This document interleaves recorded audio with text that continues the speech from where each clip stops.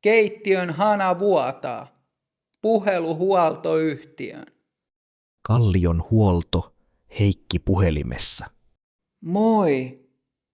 Tässä on Matti Meikäläinen Kirkkokadulta. Mä soitan, koska mun keittiön hana vuotaa. Vai niin? Onko se vain pientä tiputusta vai vuotaako vettä kunnolla? Vettä tippuu aika tiheeseen tahtiin. Vuoto alkoi eilen illalla ja nyt vettä on jo vähän lattiallakin. Selvä. Oletko kokeillut kiristää hanan kahvaa? On, mut se ei auta.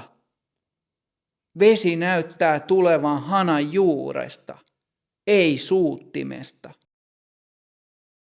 Okei, kuulostaa siltä, että tiiviste on mennyt rikki. Onko sinulla astianpesukone kytketty siihen samaan hanaan? On joo. Onks se vaarallista? Voiks tänne tulla vesivahinko? Ei hätää, jos vesi menee suoraan altaaseen. Mutta on hyvä tarkistaa se pian. Voinko tulla käymään huomenna aamulla 8 ja 10 välillä? Joo, huomenna aamulla sopii hyvin. Mä oon kotona 10 asti. Entä jos en ehdi ennen 10? Saanko käyttää yleisavainta? Kyllä se sopii.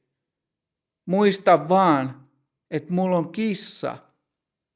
Se on vähän arka, joten sulje ulko-ovi huolellisesti.